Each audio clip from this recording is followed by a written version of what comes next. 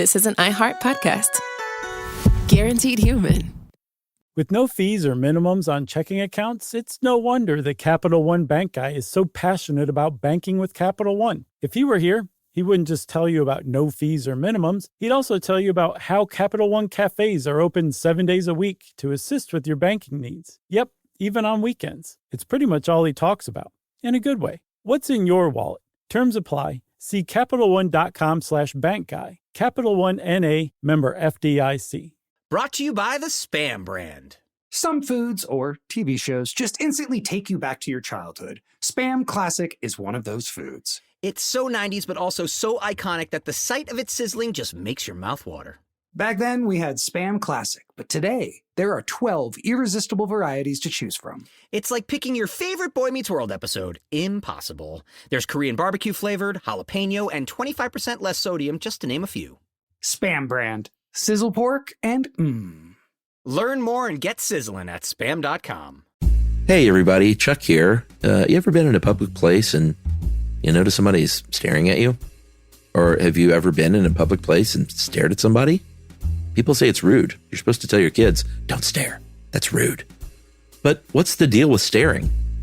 Turns out we have a podcast episode from November 17th, 2015 called, What's the Deal with Staring?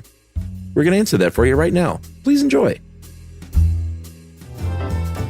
Welcome to Stuff You Should Know, a production of iHeartRadio.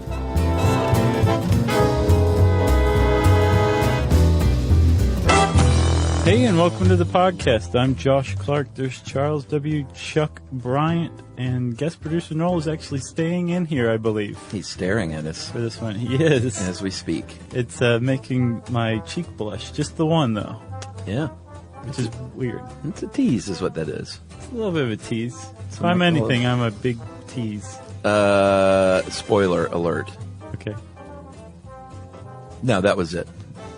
That your cheek is hot. It's a post-spoiler alert. Post. Spoiler. Yeah. I don't know if those count. I think you can set the internet off into a frenzy if you do it the wrong way. Oh, yes. We've done that before. Oh, yeah, that's right. You say spoiler alert beforehand, apparently. Yeah. I thought you just spoiled it and then said spoiler alert Right. as a tag. Yeah. It's not how it works. No. Chuck, Yes. have you ever been to the grocery store? Yeah, I was there yesterday. Were you? Did you go down do you buy cereal? No. I don't really buy cereal much either. I Occasionally. appreciate cereal, I'm glad it's still around, but I just Sure. don't buy it myself. Yeah. But every once in a while I'll go down the cereal aisle just almost to visit old friends. You Oh, know? like there's the Count Chocula. Yeah, Oh, exactly. look, there's Fred Flintstone. Or what the heck happened to Lucky the Leprechaun? He doesn't look anything like he did when we were kids, Look at Tony Tiger. Yes. While I'm walking down the cereal aisle, I notice they don't hold my gaze like they used to, actually. Because you're not 7. No, actually there's this study that found in, I think, last couple of years at Cornell University. They have a whole food psychology program, I love that stuff. and they did a study of I think 65 different cereals and found that the average gaze, downward gaze, is about a 9.6 degree gaze, right? Of just your normal human walking? No. In the cereal aisle. In the cereal aisle. Okay. So if you were looking at Tony the Tiger and you were me in our normal adult height, he wouldn't be locking eyes with us. But if we were little kids, he'd be looking right into our eyes. Toucan Sam. Toucan Sam, Lucky. Captain Crunch, which we've talked about. Yeah. The Honeycombs Maniac. Yeah, the Goleen fiber stick. Sure. All of those guys, they look into little kids' eyes. And the whole reason why is because it builds brand trust and brand loyalty. Yeah. Among cereal boxes where the character is looking right into your kid's eyes on the cereal aisle, there's a 28% brand loyalty compared to 16% among boxes that don't have little characters looking into your kid's eyes. And it all just kind of goes to show you, the stare, even being stared at by a lifeless cardboard cartoon character, Yeah. is that powerful that it can make you say, I want to eat what's inside of you. Yeah. Sure. So the gaze, it's powerful. Or the old days when I was single and I would go into a bar and just go right up beside a lady and just stare at her face. till she looked at me. Make your eyes as wide as you possibly could. They love that stuff. Sure. Very powerful. It shows what a panther you are. A creep is what that would be. Sure. Yeah. And I mean, that's a really great point. Like if it's a leprechaun on a cereal box, you're not threatened or intimidated by it, but there's still some sort of power to its gaze, right? Yeah. If you're another human being, that is so powerful, it has to be wielded very delicately. Yeah. Because people don't like to be stared at. As this How Stuff Works article points out, it's simply rude to stare. Yeah, it can be, I mean, depending on what culture you live in, it can be everything from a intimidation tactic to an affront to like something that's very aggressive. Right. Yeah, it means a lot of things around the world, but I didn't find a lot of cultures where it was super nice. No, the closest thing I could find was Argentina being called out as it being socially acceptable for men to stare at women. That doesn't mean that it's welcomed or man. Right. It's not welcome necessarily or wanted, but it's not like a what are you doing kind of thing. But I couldn't find any culture around the world where just outright staring is just normal and fine. Right. It seems to be like universally it makes people uncomfortable, it seems like. Yeah, well, this article, we're going to draw from a few, but one from our own website, Why Is It Rude to Stare, which it never really answers, actually. No, it doesn't. It just sort of gives some reasons. Danced around it. But I did think they made a good point, whoever wrote this early on in the article, that humans are constantly categorizing things when we look around at anything. Right. From inanimate objects, that desk looks comfortable. Or that chair looks nice. Or let me lay down on that desk. That car is cool. Or that person is white. That person is a woman. Mm-hmm. That person is attractive. That person isn't. Like we're always scanning and dropping things into different mental boxes. Right. And so they make a pretty good point, I think. Whenever something is just slightly off, like that person has one leg, the brain has an instinct to stay on that gaze a little longer. Right. Because it just disrupts the normal, like, that's a thing, that's a thing, that's a thing, and that's different. So let me look at that for a minute. Right. And the whole idea behind us walking around constantly scanning our environment is this idea that we've evolved to, at first, I guess, probably hunt for predators. Remember in like the gun control episode, we talked about how humans can recognize a gun in the environment as readily as recognizing snakes or spiders. Yeah. So we're trained to pluck stuff out of our environment that may or may not be a threat. Yeah. As we've kind of moved away from the possibility of, a bear eating you. Yeah. Typically, it still happens infrequently, but for the most part, we're not threatened by bears, right? That same ability has kind of moved into this social realm where that whole in-group, out-group categorization that we've talked about too really kind of comes up. And so we're walking around saying, you're okay, you're all right, you may be a threat, so I'm going to move over here on the other side of the street. Right. I don't necessarily recognize you, but we can do all this like pretty quickly, right? Sure. But it's like you were saying, if you see somebody with missing a face, for example, is a good one. Yeah. And I read this Wired article. It cited a woman who basically was like, her husband shot her in the face, and she walked around before a face transplant, like missing a significant section of the middle of her face. Sure. And she just was stared at all the time. She said she had to get used to it. I'm sure. This article points out that all you're doing necessarily is taking in more information than you're used to, and we do that by staring. It's a result of saying there's more info than I can just get through with a quick glance. I need to look at you a little while longer. Right. And then there was a study at USC, as in Southern California in 2012. This one makes a lot of sense to me because I think what you're doing is you're satisfying a curiosity. Like, I guess Oscar Pistorius is a weird example now that he's gone through that thing. Right. But let's say pre that incident, you would see someone like Oscar Pistorius and say, wow, I want to see how this guy runs without legs. Right. So I'm going to look at him put on those blades and run. And of course it's a spectator sport anyway. Right. So you can get away with it. Yeah. But I mean, could it happen any day? Like, someone who's handicapped, like I wonder how they drive a car with no legs. Right. So it's very interesting. So I'm going to look at that and watch them get in the car and have a specially outfitted car with hand operation. Sure. So it's weird because it's, in that case, I don't think it's rude, but you're walking a fine line. But it is still very rude. Another non-murderous example, like the second one you gave, is there was in this study at USC, they used women with novel biological effectors, meaning in this case that their arms hadn't fully developed, but they were performing functions that people would normally use their hands for with their residual limbs. Right. So someone might be like, wow, how is she painting or cooking her dinner? Exactly. But at the same time, you're right. You're walking that fine line. So you're staring, but maybe you look away, but then you look back and you kind of have to take it in pieces because we are in this weird position where we want to take in, but we're also socialized to not stare as well. It's rude. Well, what they determined in the study, though, which sort of backs up the idea that it is satisfying a curiosity, is they looked at the brains of people like staring at, let's say, the lady without the formed limbs.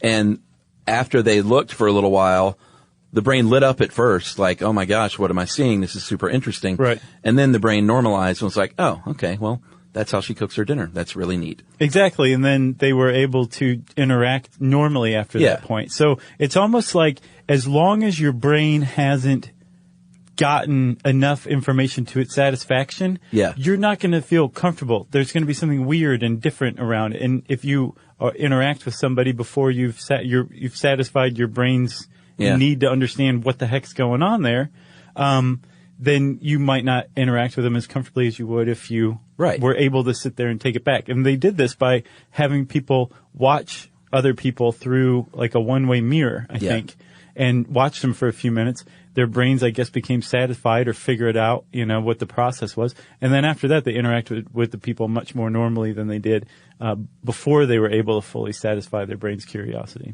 Yeah, it's like, this might be a pretty lame example, but it's like if you have a huge zit on the end of your nose. Right. And you walk into a group of friends for a meeting, you might say, just get over with. I got this huge zit on my nose. Like Fred Savage in Austin Powers, the mole. The mole. Yeah. Like acknowledging it. Hey, I got this huge thing. Instead of being weird about it, just go ahead and take a good gander. Isn't it amazing? Right. And now let's just act normal. And then 9 times out of 10 people are like, yeah, great. I just put my hand in front of my face and pretend that nothing's different. Is the makeup not working? Right. But the thing is it's, a zit. People have zits themselves. They're fairly well understood. And it's transient, you know what I mean? So there is definitely, looking at somebody who is differently abled or just different in any way, it can be considered rude, especially if that person has to put up with it again and again. But I think there's just not that understanding of what is the basis of it. And of course, kids are going to do that. And as parents, you are probably Johnny on the spot by saying, don't stare at that person, that lady without a face. Right. She, it's not nice. Whereas the kid's just thinking like, I've never seen someone without a face. Right. And the parent, is thinking that same thing, but they're just having to do the parental thing and, like steal a quick glance. Right. And then tell the kid not to stare. Because it's been socialized out of them. Yeah, it's super interesting to me. But it seems to be innate because kids do it and then they have to be taught not to do it, right? Yeah. So I wonder almost if it's then in that circumstance, if it's like a vestigial trait. It's an innate thing that like the kid is responding to the kid's evolutionary history. Right. But it hasn't been socialized to not do that yet. So there's like this social layer that's being put on top of an evolutionary trait. Yeah. So staring seems pretty straightforward so far, right? Actually, it gets way, way more complex. And we will dig into that right after this.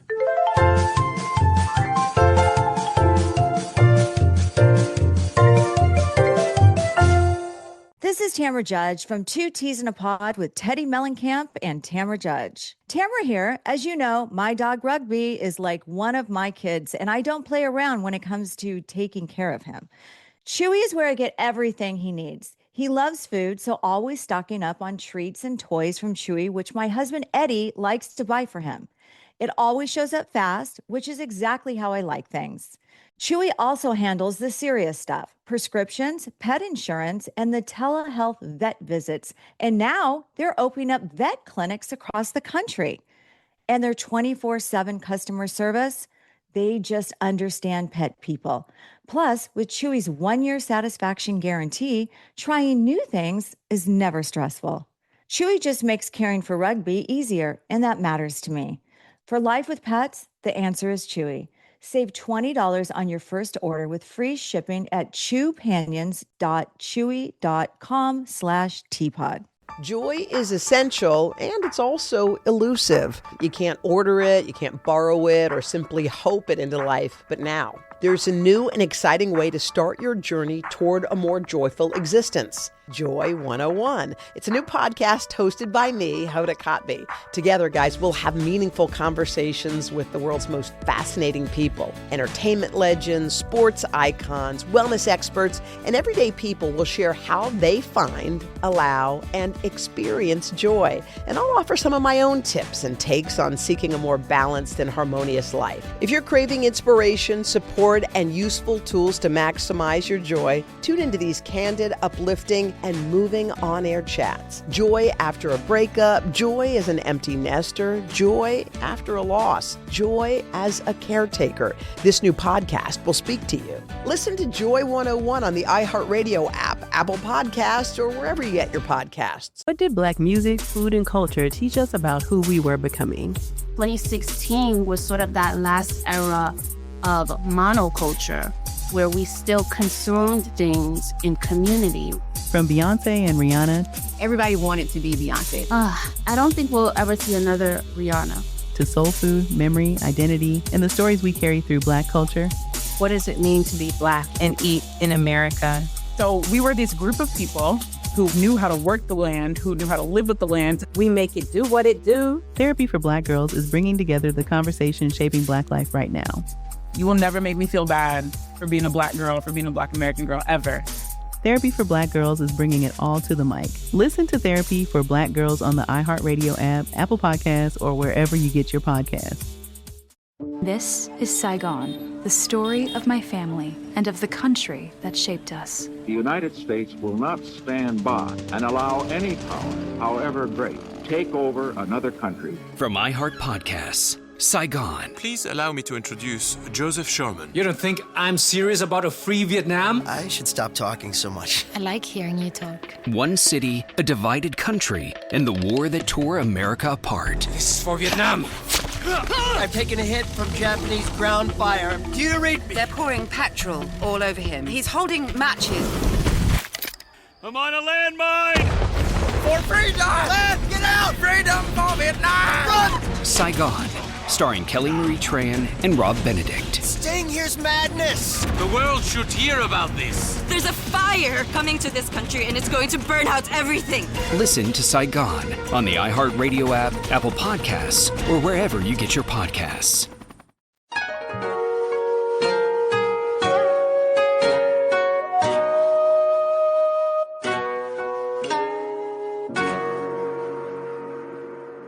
So we're back, and we're talking about being stared at, which, by the way, I didn't get a chance to listen to it, but Robert and Julie at Stuff to Blow Your Mind did a staring episode a few years back. They had a stare off? Yeah. Who won? I bet Julie won. I would guess. Yeah. Yeah. Again, I don't know. Yeah. I'm sure they did, though, now that you mention it. So, Chuck, we were talking about staring and how, maybe the evolutionary adaptations to it.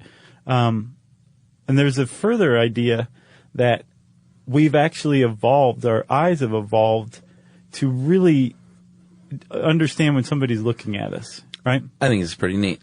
The gaze detection system? Yeah, they make the point in here. Which article was this from? This one was from Psychology Today. Basically, the main difference between humans and a lot of animals is with people, you can see a lot more whites of the eye than you can with most animals. Right. So the dark parts, that is the parts that look at you, right. You can really tell when those things are moving around. Right, exactly. You can tell when you're being looked at a lot more easily. Yeah, so like if the dark parts are in the center of the eye, roughly you can assume that you're being looked at. Sure. If the dark parts are to the right, the person's looking to the right. If the dark parts are to the left, vice versa, right? Yep, I'm looking at Noel out of my, I guess you would say, peripheral vision. Exactly. So, and I can relax because you're not looking at me, you're looking at Noel, so I can go back to knitting or starting fires, whatever. But Noel needs to be on his best behavior.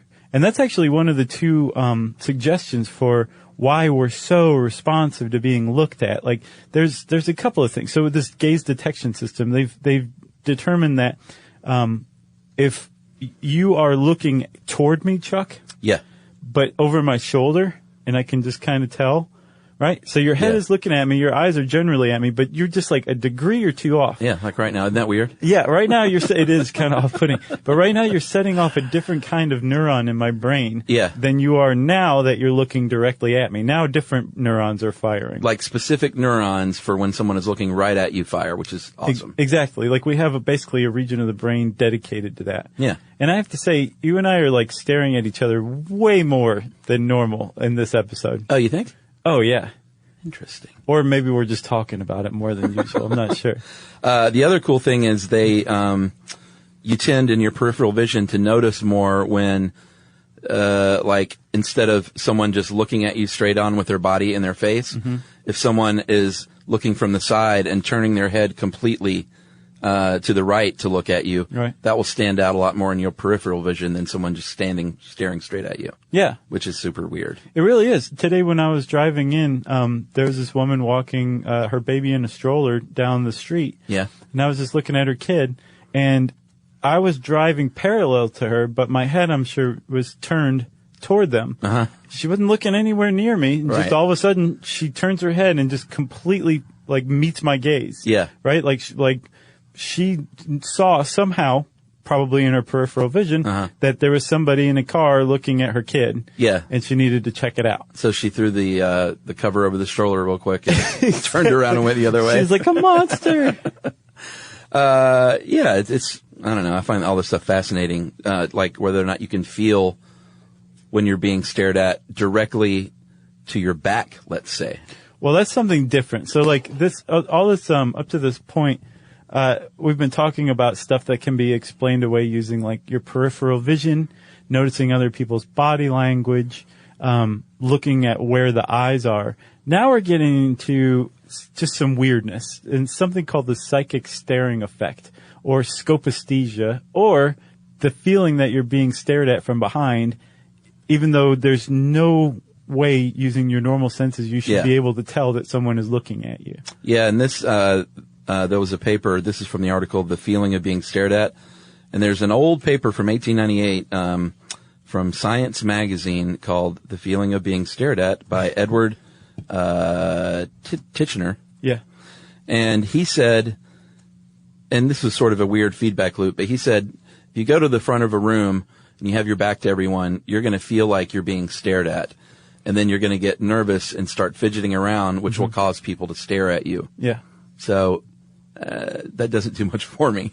He also said it's possible that it's when you think someone's staring at you, you start to turn around to see them, to catch somebody staring at you, or to see who it is. And they'll then look at you. Right. They notice you moving, and they start looking at you before you've made it all the way around. And you say, see, you were looking at me. Exactly. And you say, no, jerk, I didn't look at you until you turned around and looked at me. Right. And then it just turns into a fist fight every time, without fail. So Titchener basically was like, it's all illusory. It's done. He didn't really write necessarily about all of his methods or study size or anything like that, but he felt like he kind of settled it. 15 years later, there was a guy who picked it up again. His name was J.E. Coover. He wrote another paper called The Feeling of Being Stared At. Yeah. And he tried a little more scientifically to figure out what was going on. And he had a pretty cool, I thought his technique was pretty awesome. It was okay.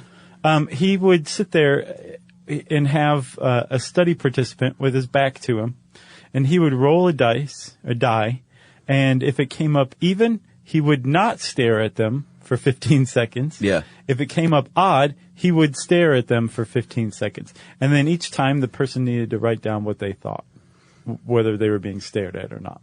Yeah, and it lined up pretty consistently. But what this points out, and what a few of the other staring studies point out, is if you know you're in a staring study, you may be more clued in, even if you're blindfolded, to think like, oh, I feel like someone's staring, right? Because I'm supposed to.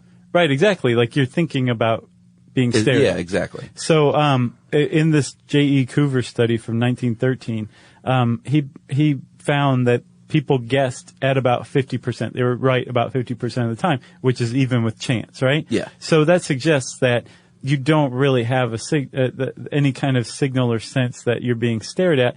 You're just guessing, and you're primed to being guessing. Yeah, like follow-up studies have shown that if people are distracted with another task, or if they don't think the study's actually about whether or not they're being stared at, they almost never guess that they're being stared at. Yeah. It only starts to show up in studies where you're testing for that sense of being stared at, and they're primed to guess. But even then, they're just guessing at about the same rate as chance. So, Tishner and Coover and others later on over the years have basically suggested that scopisthesia, or that feeling you're being stared at, is very widespread. Most people believe that they can tell when somebody's staring at them, but that it's actually an illusion. Right. That isn't necessarily explained in any of these, but it is a widespread illusion that humans tend to suffer from universally. Well, and anecdotally, you might remember the times where I feel like someone's staring at me and someone is, but not remember the times that you feel like someone's staring at you and you look up and no one's staring. Yeah. Like you don't catalog that. Well, that was another thing they found too, is that there's no one's ever found any idea that you can tell when you're not being stared at. It's just being stared at that we supposedly have a sense for. All right, well, let's take another break here, and we'll talk about a few more weird staring studies right after this. Stuff you should know. Stuff you should know.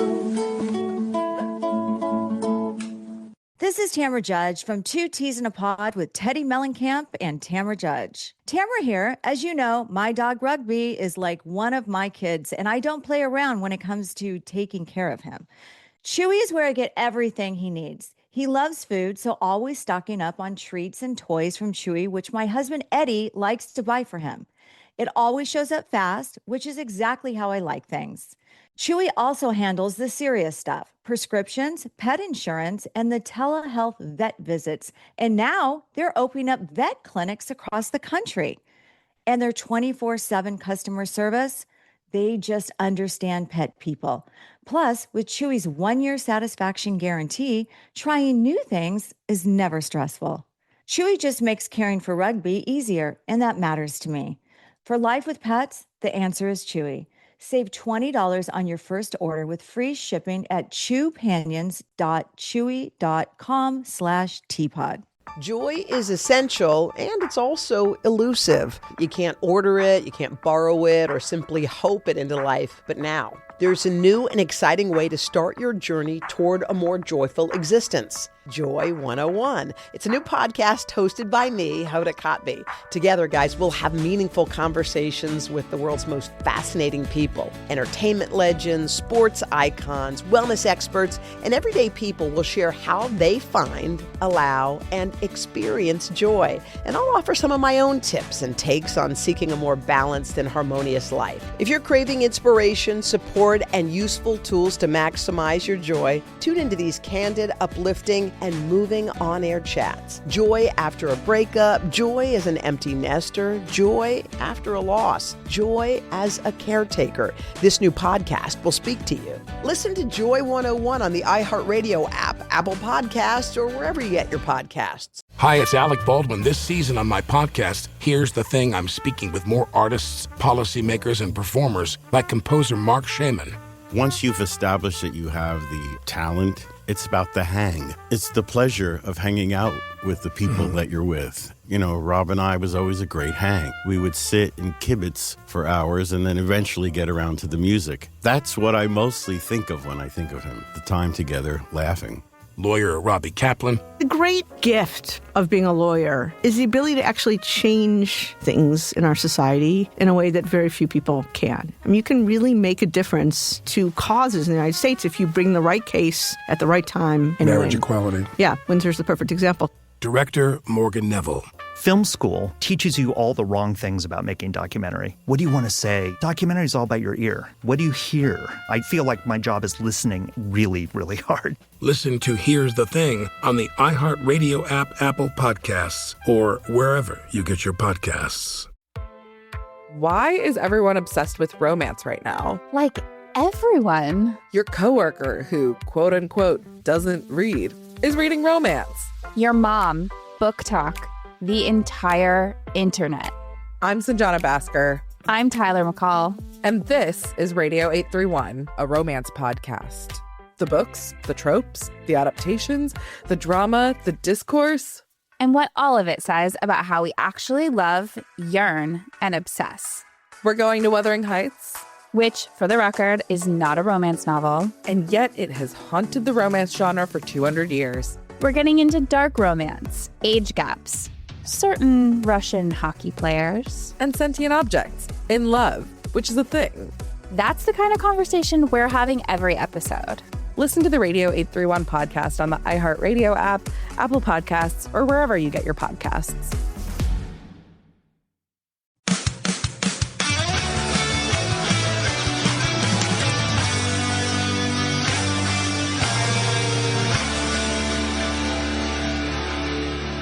All right. Alrighty. We're back. And here's a weird staring study. Yeah, they've done a lot of them. And this is from an article, The Many Creepy Experiments That Involve Staring at People.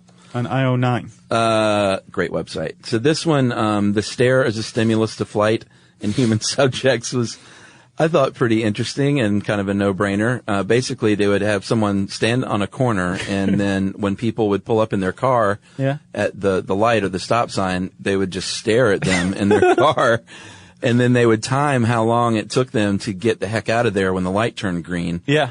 And, of course, naturally, they don't even release the results. I imagine it was about 100%. Yeah. That people sped out of there when the light turned green. Yeah, they had a control group that they specifically didn't stare at or look at, and they definitely left that intersection much more slowly. Yeah, because there's not a creep leering at you on the sidewalk. Yeah. That's a weird study, but, I mean, I guess it added to the scientific body on staring. By 1%? This one, I thought this was interesting because it actually harkens back to what Titchener studied, too, was that there's this weird part of the psychic staring effect where you physically you can feel like you're being stared at, like the back of your neck gets hot. Yeah. When I was in college, I used to my scalp would get hot or something, you know, like I just knew I was being stared at from behind. And this study found that we produce some sort of physical effect when we're stared at, right? Yeah. So they had in this particular study, they had a psychologist sitting there, I guess, interviewing a person, and then another psychologist would be staring at the person while they were forced to either read out loud or sing. Yeah, the person being stared at would have to do those things. Yeah, thank you for specifying that. And the second psychologist would stare directly at their cheek, and the person would blush all over, especially if they were having to sing. But the cheek that was being stared at would blush more. It would get hotter. Like physically, they would measure this. Yeah. It wasn't just anecdotally, like my right cheek feels hotter. No. And no one has any idea how this happens or why this happens. But it's almost like the self-consciousness that's produced in being stared at is directed to the specific part of the body that's being looked at. You know? That's very bizarre. It is very bizarre. Yeah. Well, because they haven't figured it out. No. They'll probably isolate something at some point. Yeah, eventually they will. But I mean, if you start to compile this body of knowledge on staring, you get the idea that we have a very loose grasp on the effects of staring and what it does and what it signifies and why it's around, you know? Yeah. It's pretty interesting. I always love those episodes. I do too. There was this other study I thought was pretty interesting called Gaydar, eye gaze as identity recognition among gay men and lesbians. And I tried to find a copy. I couldn't find one that I didn't have to pay like $50 for, but I did read some summaries. It basically looks into how gay men and women use a stare to either assess someone's sexuality or to broadcast their own sexuality. Right. And it's not always just a fixed gaze, not some like creepy stare, but it was mixed with like body language and looking away, and like a flirtation at times. But, I thought it was pretty interesting. It's definitely not just like some heterosexual concept. Right. And staring is not just creepy. It's not just for flirting. They've actually found in other studies that it's a way to ask for help, actually. And it gets results, supposedly. Yeah, this one didn't make a ton of sense to me. So, like, if you spilled some groceries, I think is what this one study did. Yeah. If you dropped some groceries and you bent over and picked them up, if you just, like, kind of keep to yourself and, like, bend over your groceries and you're looking down at them, and you got it. You know what I'm saying? Yeah. In this study, if you look up, though, and are staring at a passerby while you're doing this, they take that as an invitation, if not a directive, to come help them pick up the groceries. And people respond to that. It's the same thing. Like, think about it. Like, if somebody is in a situation where they could use help, but it's also ambiguous, like they kind of got it, but do they really need help? If they're looking at you, they're broadcasting, help me. They are. It's just kind of funny because I'm trying to think, it just seems like a no-brainer. Like if I saw a woman in a parking lot who had like spilled her groceries and I was walking by and she looked up right at me as I was passing and picking up, I wouldn't just say like, how you doing? And keep going. Bummer, huh? Yeah, boy, you look like you got it under control. Like of course I would stop, but if she didn't look up, yeah, maybe I would feel like I'm intruding. Exactly. So she that doesn't want me putting her hands on her groceries. Right.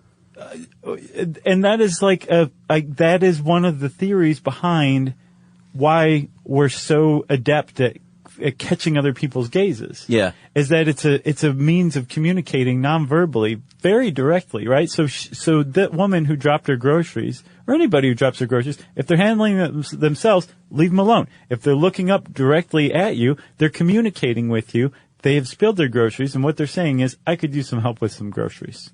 Picking them up. And that's that theory behind that, the idea that we communicate and engage in social behavior just from looking, is called the cooperative eye hypothesis. And it's basically this idea that... Not a bad band name. Cooperative eye hypothesis. It's a little wordy, much, but a little. Like I could see like a math rock band. It's no Kathleen Turner Overdrive. Maybe the best band name of all time. Yeah. But this whole thing is that we are able to communicate, not just that we need help, but also we tend to follow one another's gaze. If one person's looking off in the distance and clearly looking at something, not zoned out, people are going to look over there. And it's basically the same thing as like a herd of gazelles looking over at what one gazelle on high alert is suddenly looking at. Yeah, you want to have some fun, go to New York City or any city, and just with one other person, and just go stand and both look up and stare at something, and then just sit back. Well, you can't sit back, but have a friend sit back and watch how many people, and in New York, of course, they won't stop and look, but everyone that passes you by will look up and say, what in the world are these two people looking at? Yeah, what are you looking at? Yeah. What's up there? Well, you staring at nothing? You just don't say anything. And then a game of telephone will break out. People will just start making up what's up there. Yeah, and then it becomes a, what do you call it, when people all get together and dance at one time somewhere? Flash mob. Flash mob. Yep. That's an organic flash mob. Yeah, you just have a bunch of people staring. It's a very boring flash mob. I got one more. All right. The idea that being aware of being stared at is basically keeps us in line. The idea that we're being stared at or watched. Oh, it makes you behave? Yeah.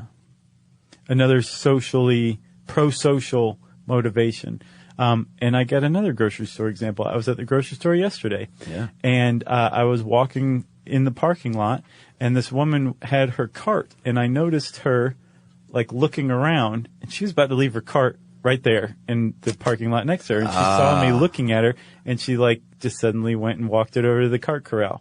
I could tell by her movement she was not planning on going to the cart corral until she saw me watching her. Yeah. And then she took it to the cart corral. I'm like, yes. Shame. Exactly. You engage in more ethical behavior if you think you're being watched. And that would explain why we're such a social species. Sure. And just having that heightened awareness that you're being watched is possibly part of that. Yeah, that's one of my couple of big rules in life that are meaningless to most people, but always return your cart. Yeah. Don't be one of those people like, they pay people to go around and get the carts. It's because they have to. Right. Because of you. And the other thing is always throw your movie theater popcorn and drinks away on your way out. Oh, yeah. The people that just get up and leave the movie theater with their popcorn bag and their drink there. Mm-hmm. It's pretty 80s. Yeah, I just don't get it.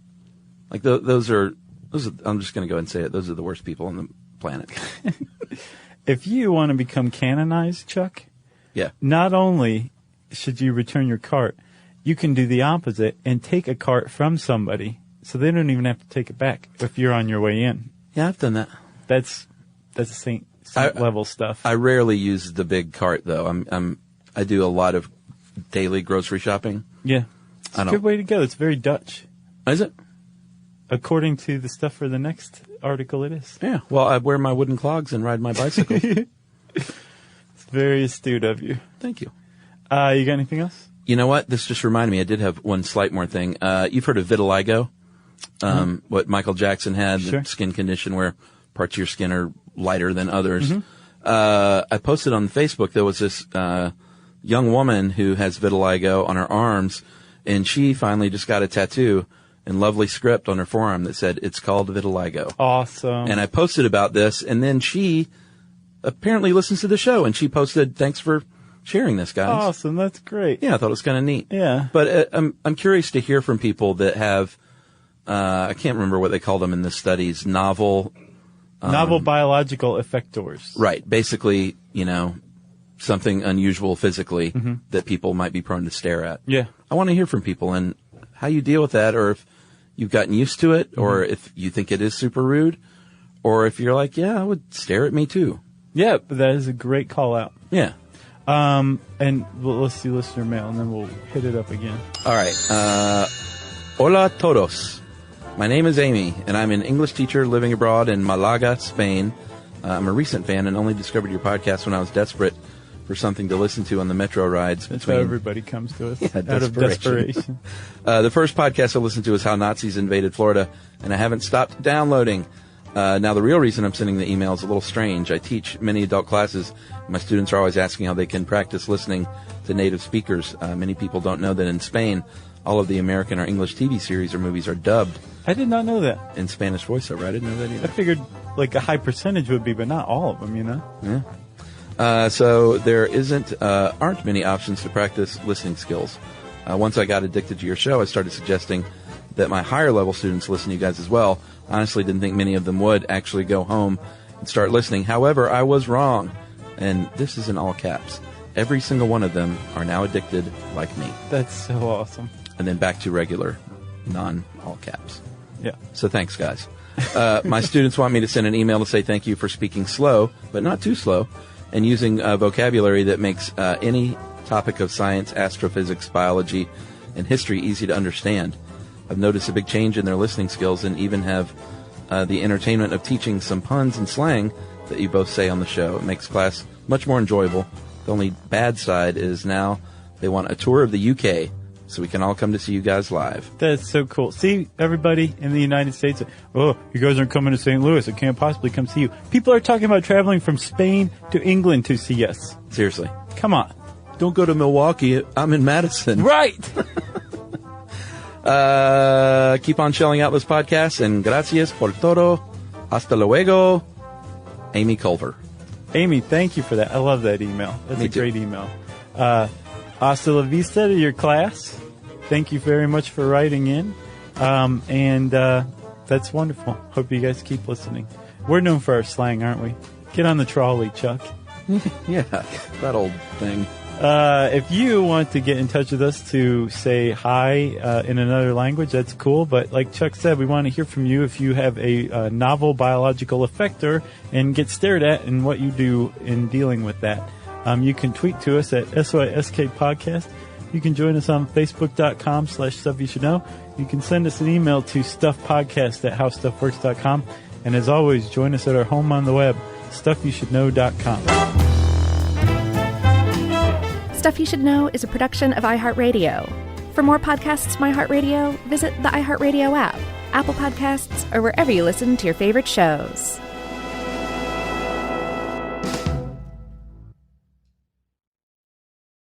This is Tamara Judge from Two Teas in a Pod with Teddy Mellencamp and Tamara Judge. Can we take a moment to talk about Chewy? I get everything for Rugby from Chewy. His food, the treats, I'm constantly reordering, the toys he destroys in minutes, even his supplements. And it always shows up fast. Chewy also handles the serious stuff, prescriptions, pet insurance, telehealth vet visits, and they're even rolling out vet clinics across the country. Their 24/7 customer service actually understands dog moms like me and cat moms, bird moms, reptile moms, all of us. And with Chewy's 1-year satisfaction guarantee, trying something new is never stressful. For life with pets, the answer is Chewy. Save $20 on your first order with free shipping at chewpanions.chewy.com/teapod. Joy is essential and it's also elusive. But now, there's a new and exciting way to start your journey toward a more joyful existence. Joy 101. It's a new podcast hosted by me, Hoda Kotb. If you're craving inspiration, support, and useful tools to maximize your joy, tune into these candid, uplifting, and moving on-air chats. Listen to Joy 101 on the iHeartRadio app, Apple Podcasts, or wherever you get your podcasts. This is an iHeart podcast. Guaranteed Human.